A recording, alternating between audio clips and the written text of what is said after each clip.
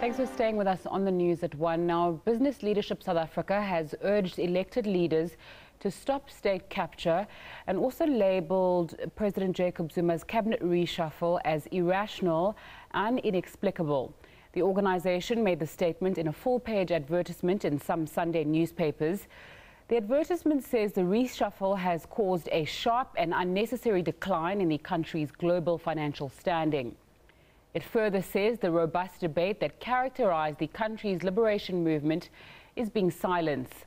This, it says, is because those who disagree with President Zuma have been vilified and criticised for their opposing opinions. Deputy Chairman of BLSA, Bonang Mohale, joins us in studio to take this discussion further. Thanks so much for your time on SABC News. Why did you take this advert out? Thank you for having me. This is probably the fourth statement that we have issued in the last 8 weeks or so, because as business, we are deeply and gravely concerned. We have been working with government for 18 months to avoid this downgrade. We had ample warning since 2012 that our status is deteriorating, and all three rating agencies gave us only 5 common things to work on. So we accompanied government labor to go and see these investors and indeed rating agencies. Whilst we are in the middle of this, then the president inexplicably, quite irrationally, and in a very clumsy manner recalls the entire National Treasury to come back from London, where we are doing the very action whose design is to avoid a downgrade, where we were telling a good story.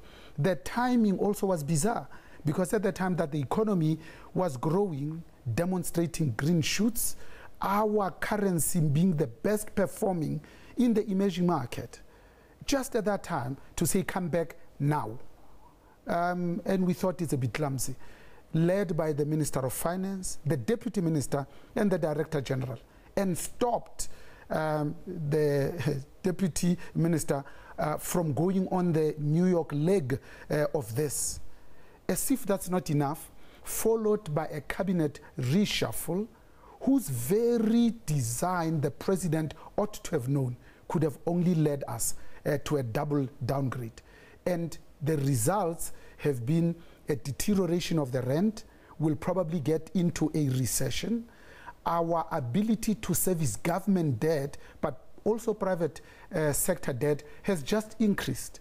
It will affect the 13.5 million people that are employed by business, but also the 2.2 million people who are employed by government, who are members of government employee pension funds, who are the investors in these bonds that have now deteriorated. So which president goes out of his way to do the very actions that, with business and labor, we've been working on for the last 18 months to avoid? You do the very actions that you did in 9/12, and at that time we lost half of what the country collects as revenue, this 1.144 trillion South African rand. In 4 days, we lost 500 billion of that money. Now you do exactly the same thing just 18 months later. It shows that we are not learning. Okay, you've said that as BLSA you don't want to get involved in party politics. At the same time, in your advertisement, you've implored ANC members to vote with their conscience and not along party lines. So isn't that you getting involved in politics and getting involved in what happens? No, not at all. Remember, the government urges civil society to get involved. Business has been involved from time immemorial. This business went and saw the ANC in exile when the apartheid government was decimating this economy and we inherited a bankrupt state.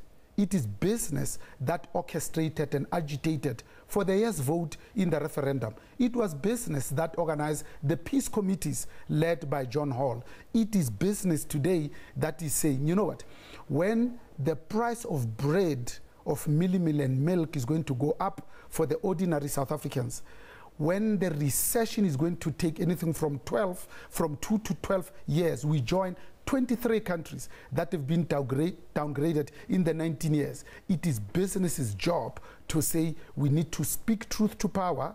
These are elected leaders. They need to do the right thing to stop the state capture orchestrated by the president benefiting one family.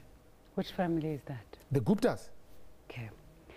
When you speak about the Gupta family being involved, wanting people to take a decision, speaking truth to power, some people, especially politicians, have responded by saying business is trying to enact regime change.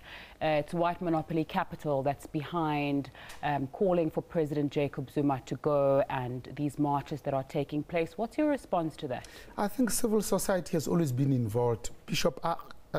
Archbishop Desmond Tutu has been vocal in saying we're praying for this government to fall. It was Rolihlahla Nelson Mandela who said to us, as 55 million South Africans, that if this, my ANC government, does to you what the apartheid government did, you must do to this ANC government what you did to apartheid. So now ordinary people are being impoverished.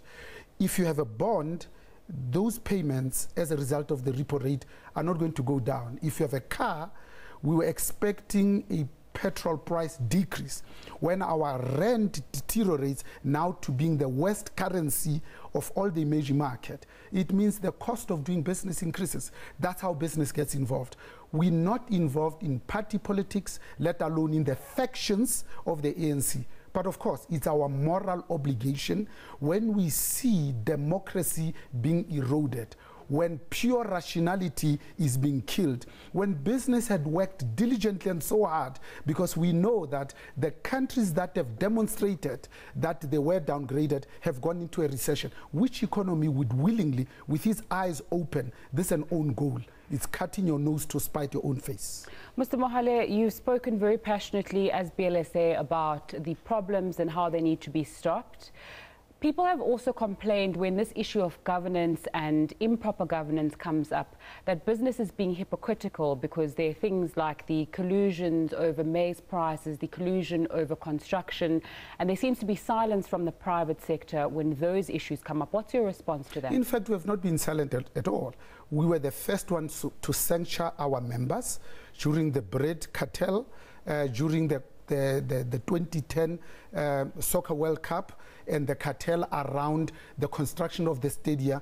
Of course, in any environment, you'll always find the rotten apples, but that's not representative of business.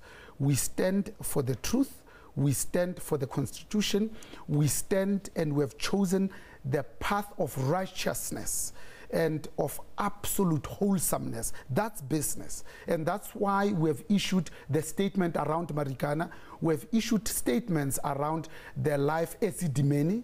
We have issued statements whenever our people have been put in a spot of border and difficulty. We issue statements and we act when the poorest of the poor's checks go up every year without fail, and we don't seem to be improving the quality of lives of the majority of our people. So we've never been silent.